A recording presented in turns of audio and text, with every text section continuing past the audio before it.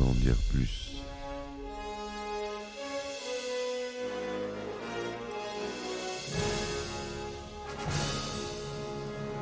Eh ben attendez, on est en France. Allez, cul sec.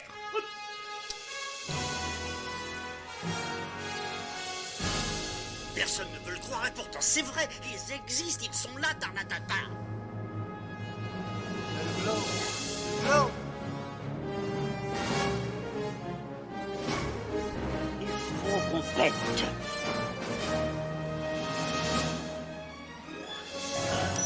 Voyons, le circuit branché, correcteur temporel temporisé. Bonjour, bienvenue sur Histoire d'en dire plus. Aujourd'hui, on attaque un film de Jim Burton. J'allais dire James Cameron, non. Tim Burton, pardon. Et c'est Edward aux mains d'argent. Allez, c'est parti mon kiki. Oui, donc Edward aux mains d'argent de Tim Burton, étant pas Jim Burton, est un film qui est devenu culte avec le temps. Excusez-moi, je m'assois bien, voilà. Un film avec Johnny Depp, Winona Ryder et Diane West dans les rôles principaux. On a Tim Burton qui est à l'origine de l'histoire de ce film, avec la collaboration de Caroline Thompson, qui est scénariste et qui sera la scénariste du film. Donc Edward aux mains d'argent ou Edward Scissorhands est un film américain réalisé par Tim Burton, sorti en 1990. Il mène plusieurs genres cinématographiques, le fantastique, le drame romantique, la comédie, et narre l'histoire d'un jeune homme, Edward, créé par un inventeur, mais resté inachevé, et qui a des ciseaux à la place des mains.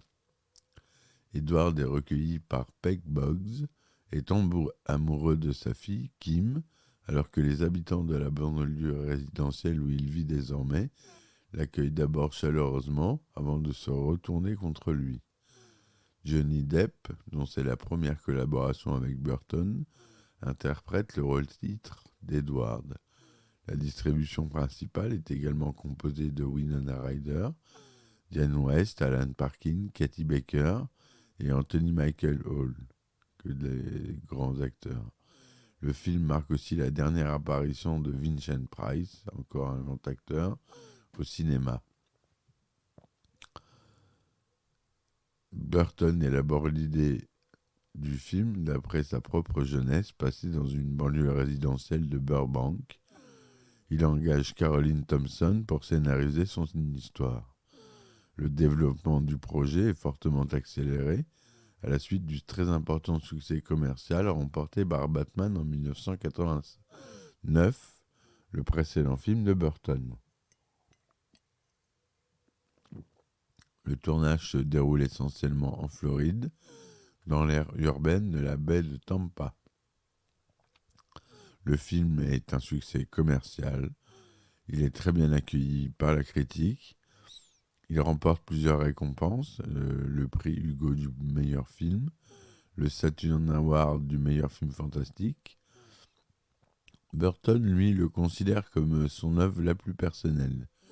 Il y développe des thèmes comme l'exclusion, la découverte de soi et la confrontation entre le fantastique et le conformisme. Le film lance la carrière de Depp et associe définitivement Burton au mouvement gothique. En 2008, le magazine Empire le classe 66e dans sa liste des 500 plus grands films de tous les temps. Depuis sa sortie, le film a, comme je vous l'ai dit, acquis un statut de film culte et est considéré comme l'un des plus grands films de tous les temps. L'histoire, donc, c'est une grand-mère qui raconte une histoire à sa petite fille pour lui expliquer d'où vient la neige qui tombe sur la ville. Cette histoire commence avec un jeune homme appelé Edward, joué par Johnny Depp, créé par un inventeur, Vincent Price, vivant seul dans un sombre château perché sur une colline. Mais l'inventeur meurt avant avoir pu achever son œuvre, laissant Edward avec des ciseaux aux lames extrêmement acérées à la place des mains. Edward vit donc seul dans ce sinistre château jusqu'au jour où Peg Boggs, Diane West, représentante en cosmétique Avon, découvre le château et, poussé par la curiosité, se présente à sa porte. Voyant que le jeune homme, timide et inoffensif, vit seul sans le moindre lien avec le monde qui l'entoure, elle décide de l'emmener au sein de son foyer situé dans une tranquille banlieue résidentielle.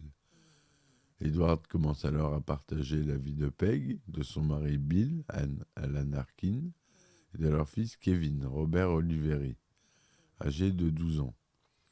Il devient très vite le nouveau centre d'intérêt du quartier et est d'abord accueilli à bras ouverts. Ses talents de tailleur de haies et de coiffeur lui valent l'admiration et les sollicitations de toutes les voisines. Edward tombe également amoureux de Kim, Winona Ryder, la fille aînée de Peg. Les seuls résidents qui éprouvent instantanément de la répulsion pour Edward sont Esmeralda, jouée par Holland Jones, une fanatique religieuse, et Jim Anthony Michael Hall, le petit ami de Kim. Joyce, Katie Baker, une amie de Peg, très entreprenante, tente de séduire Edward, causant un accès de panique chez le jeune homme. Jim pousse ensuite Edward à entrer par effraction chez ses parents pour y dérober de l'argent, mais l'alarme se déclenche et Edward est arrêté par la police avant d'être relâché. Cet incident provoque la colère de Kim, qui reproche à Jim d'avoir piégé Edward et vaut à ce dernier d'être désormais vu avec méfiance par la communauté du quartier. De plus, Joyce raconte à qui veut l'entendre qu'Edward a tenté de la violer. Les membres de la famille Boggs restent les seuls à soutenir Edward et eux aussi sont mis à l'écart. Le soir de Noël, Edward crée une sculpture de glace provoquant ainsi un effet de neige qui tombe du ciel pour le grand plaisir de Kim. Jim, jaloux, intervient à ce moment et blesse Edward accidentellement. Blesse accidentellement Kim à la main. Jim s'en prend aussitôt à Edward, qui quitte les lieux. Edward est recherché par les habitants du quartier et sauve Kevin en le poussant du chemin d'un véhicule qui allait l'écraser. Mais ce faisant, il blesse le garçon avec ses ciseaux et les résidents croient une nouvelle agression de sa part. Edward s'enfuit jusqu'au château où il est rejoint par Kim, mais Jim a suivi la jeune fille et s'en prend une nouvelle fois à eux. Quand il frappe Kim, Edward le poignarde avec l'une de ses lames et Jim fait une chute mortelle. Edward fait ses adieux à Kim, qui l'embrasse et lui avoue son amour. Elle raconte ensuite aux habitants que Jim et Edward se sont entretués et leur présente pour preuve une main en forme de ciseau similaire à celle d'Edward. La vieille dame qui raconte l'histoire, qui s'avère être Kim, termine en disant à sa petite fille qu'elle n'a jamais revu Edward, ne voulant pas que celui-ci la voie vieillir. Edward vit toujours dans le château et, étant une création artificielle, n'est pas affecté par les effets du temps. Il provoque parfois des chutes de flocons de neige sur le quartier en travaillant sur ses sculptures de glace. Ainsi, Kim sait qu'il est toujours en vie. Voilà, donc c'est une belle histoire touchante de Tim Burton, comme il sait le faire, qui s'est entouré de son équipe habituelle. À la musique, on retrouve Danny Elfman, voilà, comme d'habitude. À la photographie, on a Stefan Czapski, Richard Hasley au montage, Bo Welch au décor. Aux effets spéciaux, on retrouve notre cher ami et décédé, le pauvre Stan Winston, depuis. À la production, on a Tim Burton et Karen Thompson en tant que producteurs associés pour Karen Thompson. Sinon, c'est la 20th Century Fox qui produit. Le budget est de $20 millions. Il est tourné en couleur 35 mm 1,85e son Dolby SR.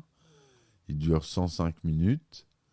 Il est sorti aux États-Unis le 14 décembre 1990 et en France le 10 avril 1991. L'idée du film trouve son origine dans un dessin représentant un homme avec des ciseaux à la place des mains, réalisé par Tim Burton pendant son adolescence et reflétant ses sentiments d'isolement et d'incapacité à communiquer avec les autres habitants de la banlieue résidentielle de Burbank, où il demeure. Au sujet de Burbank, Burton affirme « Il y avait quelque chose d'étrange qui planait dans cette ville. Les gens étaient amicaux, mais uniquement en surface, comme s'ils étaient forcés à l'être. » En 1987, alors que Burton est dans la phase de pré-production de Beetlejuice, il engage la jeune romancière Caroline Thompson pour écrire le scénario d'Édouard de Main d'Argent d'après son ébauche d'histoire. Impressionné par le premier roman de Thompson, Firstborn, l'histoire d'un fœtus avorté qui revient à la vie, Burton pense également que ce roman contient un mélange d'éléments fantastiques et sociologiques qu'il désire mettre en avant dans son projet. Thompson et Burton s'entendent immédiatement très bien et Thompson écrit son scénario comme un poème d'amour à Burton, dont elle parle comme étant de toute personne qu'elle connaît celui qui s'exprime le mieux tout en étant incapable de construire une seule phrase. Pendant que Thompson s'attelle à l'écriture du scénario, Burton commence à développer le projet avec Warner Bros, société de production avec laquelle il a déjà collaboré sur ses 2 premiers longs-métrages. Mais 2 mois plus tard, les dirigeants de la Warner, qui ne sont pas enthousiasmés par le projet, vendent les droits à la 20th Century Fox. Mais le studio, lui, accepte quand même de financer le projet en accordant à Burton un contrôle absolu, ce qui est assez rare à l'époque, pour tout ce qui est aspect créatif. Le budget est estimé aux alentours de 8 à 9 millions de dollars. On a dit qu'il a eu un budget de 20, pardon. Il a l'occasion de réaliser le film qu'il veut, et plutôt que de mettre tout de suite dans son chai la suite de Batman, comme le souhaiterait la Warner Bros., il choisit de réaliser Edward, aux mains d'argent.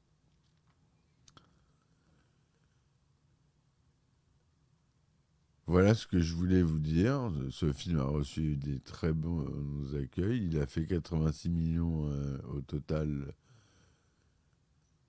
dans le monde, 618 000 entrées en France, 91% sur Rotten Tomatoes, 74% sur Metacritic.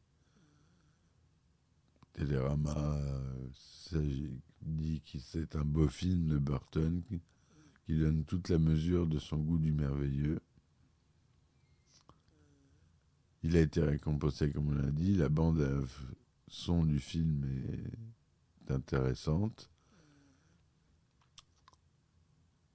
Et on a la version Blu-ray en 2007 en région 1. J'ai toujours pas la version 4K, je la cherche. Si vous connaissez, moi je la trouve pas. Si vous connaissez quelqu'un qui a le lien, n'hésitez pas à me le laisser en commentaire. Voilà, je vous remercie de m'avoir écouté jusque-là. C'était Édouard de Main d'Argent de Tim Burton. Merci de me soutenir sur mes différentes plateformes et n'hésitez pas à laisser des commentaires sur les films que vous voulez que j'aborde et à laisser des likes, ça m'aide beaucoup. Je vous remercie, je vous dis à bientôt et ciao ciao. Histoire d'en dire plus.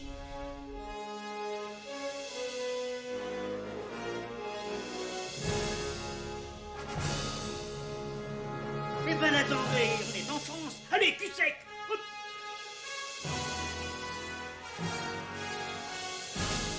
Personne ne peut le croire et pourtant c'est vrai, ils existent, ils sont là, Tarnatata. Non. Il faut qu'on faites.